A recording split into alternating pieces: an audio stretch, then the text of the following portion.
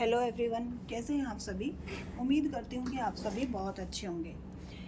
चलिए आज हम स्लीव्स की कटिंग सीखेंगे। हमने फ्रंट और बैक कुर्ती की कटिंग सीख चुके हैं और नेक की कटिंग भी हम सीख चुके हैं। आज हम स्लीव्स की कटिंग सीखेंगे। तो स्लीव्स की कटिंग के लिए सबसे पहले जो मेज़रमेंट चाहिए वो लेंथ, कि हमें लेंथ कितनी रखनी है, शॉर्ट स्लीव्स बनानी है, 3/4 बनानी है या फुल स्लीव्स बनानी है। तो उसके अकॉर्डिंग जितनी हमारी लेंथ मिलेगी वो हमें रखनी है। उसके बाद दूसरा मेज़रमेंट चाहिए होता है हमें स्लीव्स के लिए राउंड बस्ट, कि राउंड बस्ट कितना होना चाहिए, क्योंकि उसके अकॉर्डिंग हम अपने ऊपर से डाउन करते हैं, कि जो कैप हाइट निकालते हैं वो हम उसी के अनुसार निकालते हैं। तीसरा है हमें राउंड बॉटम, जो हम मोरी का निशान लगाते हैं वो कितनी होनी चाहिए। तो इसके लिए भी एक फॉर्मूला है। लेंथ जो रेडी लेंथ है उसमें हम 3 प्लस कर देंगे। हाफ इंच हमारा ऊपर से सिलाई में चला जाएगा और 2 इंच हम फोल्ड कर देंगे। वो डिपेंड करता है आप कैसा चाहते हो। अगर आप नीचे से हेमिंग करना चाहते हैं, तुरपाई करना चाहते हैं, तो आप 3 इंच ले लीजिए। अगर आप नीचे से मशीन से सिलना चाहते हैं तो 2 इंच ले लीजिए। वो डिपेंड करता है आप कैसा रखना चाहते हैं। उसके बाद जो हमारी कैप हाइट है, जो हम ऊपर से डाउन करते हैं, वो कितना करना होता है, तो वो हमारा राउंड बस्ट के अकॉर्डिंग होता है। राउंड बस्ट को हम 10 से डिवाइड करेंगे। जितना भी मिलेगा उसमें हम उसको हम 10 से डिवाइड करके वो हम निशान लगाएंगे ऊपर से, जब हम डाउन लेकर आएंगे स्लीव्स को।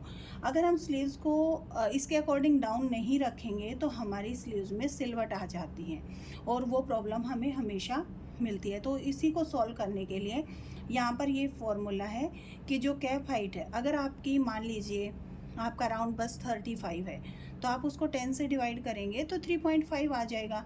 तो हमें ऊपर से 3.5 पर ही निशान लगाना है, ठीक है।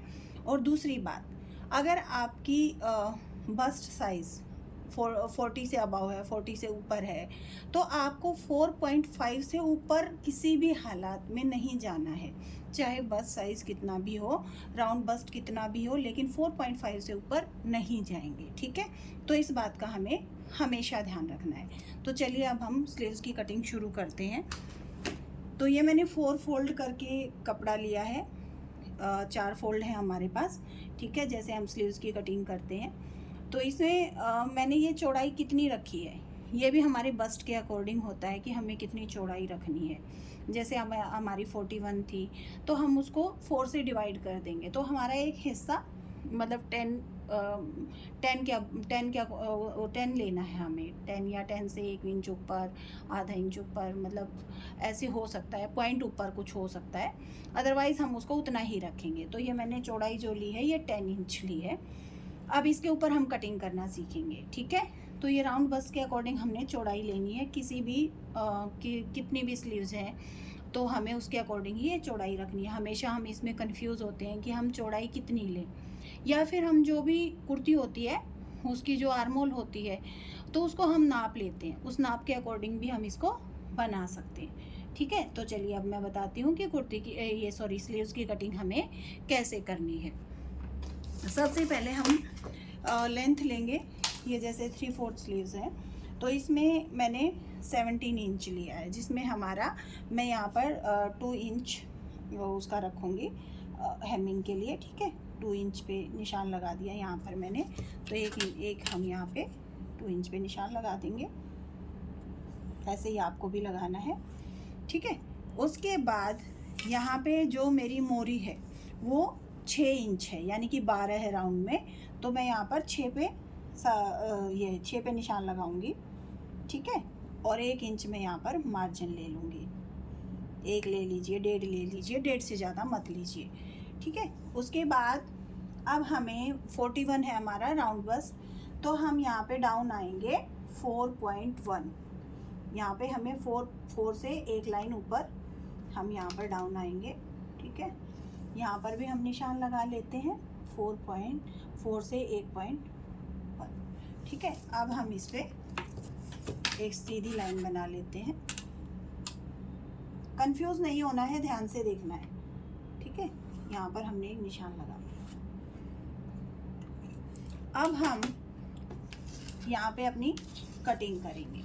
तो इसमें जो 10 इंच हमने लिया है, इसमें सबसे पहले हम 1.5 इंच अपना मार्जिन का रखेंगे, ठीक है। जो भी आप लेते हो ये चौड़ाई, वो हम बस्ट, राउंड बस्ट के अकॉर्डिंग लेंगे और फिर हम उसमें से 1.5 इंच मार्जिन के लिए निकाल लेंगे। अब यहाँ से निकालने के बाद ही हमारी मार्किंग शुरू होगी। तो देखिए, अब मैं पहले एक सीधी लाइन बना लेते हैं यहाँ से और यहाँ तक, ठीक है, ताकि आपको कंफ्यूजन ना हो। उसके बाद क्या करेंगे, यहाँ से हम 1 इंच सीधा रखेंगे। जब हम कटिंग करेंगे 1 इंच हम यहाँ पर सीधा रखेंगे, ठीक है। 1 इंच मैंने यहाँ पर सीधा रख ली, ये स्ट्रेट लाइन रहेगी। और यहाँ से 2 इंच किसी भी साइज़ के लिए हम 2 इंच, कोई भी साइज़ है 2 इंच यहाँ पर रखेंगे, ठीक है। अब हम जो भी हमारा ये यहाँ से यहाँ तक का पॉइंट है, ये रहेगा हमारा 9 के करीब, ठीक है। इसका हम हाफ कर देंगे। ये देखिए मैंने हाफ कर दिया, ठीक है। जो यहाँ पर हमें हाफ मिला है वहाँ से हम 0.25 इंच ऊपर जाएंगे। बहुत ज़्यादा नहीं जाना है, 0.25, हाफ इंच नहीं जाना है, 0.25 ही जाना है। तो हमने ये निशान लगा लिया, ठीक है। ये हमारा यहाँ से स्ट्रेट हो गया, ठीक है। अब हम ये फ्रेंच कर्व लेंगे और फ्रेंच कर्व की मदद से हम अपना ये ड्रॉ करेंगे, ठीक है। जो भी निशान लगे हैं यहाँ पे आप ये लगा लीजिए। थोड़ा सा निशानों को मिलाते हुए हम ये इस तरह से ये करना। अब हम यहाँ पे फ्रेंच कर्व को ऐसे उल्टा करेंगे और यहाँ तक निशान आना चाहिए हमारा, जो अभी हमने ये 2 इंच अंदर की साइड लगाया है। ये देखिए, ठीक है। इस तरह से करते हुए ये हमारा, देखिए ये हमारा बैक की जो बैक निकालते हैं हम अपनी बाजू का, वो निकल गया है, ठीक है। अब इसके बाद हम यहाँ पे देखेंगे, इससे 2 इंच 1 इंच अंदर की साइड आएंगे, 1 इंच यहाँ पे अंदर की साइड जाएंगे, यहाँ पे, और यहाँ पे हमने 25 पे निशान लगाया था। तो अब इसके और इसके बीच का गैप हाफ इंच होना चाहिए, इतना हम थोड़ा अंदर तक जाएंगे, ठीक है। हाफ इंच, ये बस यहीं तक आएगा, यहाँ पे हाफ इंच जहाँ पर आपको मिल रहा है। फिर से हम ऐसे अपने फ्रेंच कर्व को रखेंगे और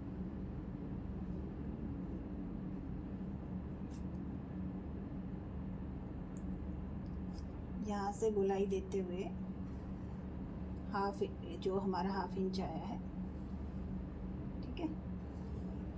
और फिर हम फ्रेंच कर्व को उल्टा करके फिर ये गोलाई यहाँ पे दे देंगे,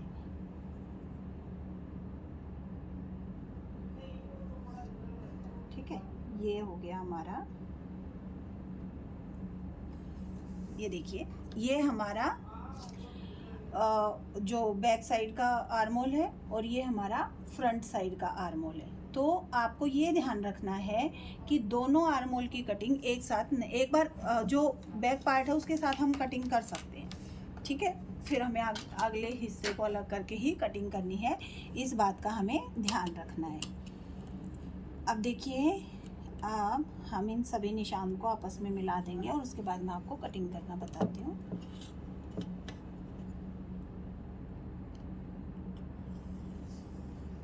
ये देखिए, ठीक है। अब कटिंग करते हैं। अब कटिंग करते टाइम हम क्या करेंगे, जो हमने नीचे फोल्ड करने के लिए कपड़ा लिया उसको फोल्ड कर देंगे, फोल्ड करके कटिंग करेंगे, ताकि जब हम उसकी स्टिचिंग करेंगे तो वहाँ पर हमारा कपड़ा कम ना पड़े। देखिए मैं दिखाती हूँ आपको,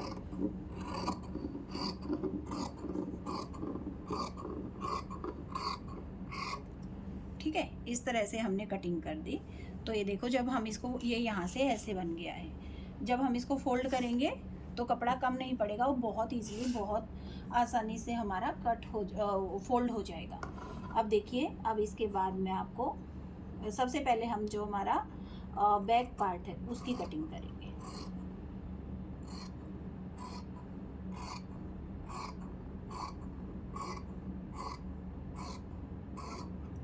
ठीक है, ये हो गई हमारी बैक पार्ट की कटिंग। चारों हिस्से हमने एक साथ कट कर दिए। ठीक है, अब हम सेंटर में निशान लगा लेंगे, थोड़ा सा कट दे देंगे सेंटर में ताकि हमें सेंटर का पता चल जाए। ठीक है, उसके बाद अब हम बाजू को खोलेंगे और जो हमारा आगे का हिस्सा है उसकी कटिंग करेंगे। इस तरह से हमने बाजू खोल ली है। ठीक है, अब हम इसकी कटिंग करेंगे। इस बात का आपको हमेशा ध्यान रखना है कि हमारी कटिंग चारों हिस्सों की एक साथ ना हो जाए। ठीक है, ये हो गई हमारी फ्रंट की कटिंग और वो हो गई हमारी बैक की कटिंग। तो देखिए कितने अच्छे से मतलब अलग से ये नज़र आ रहा है।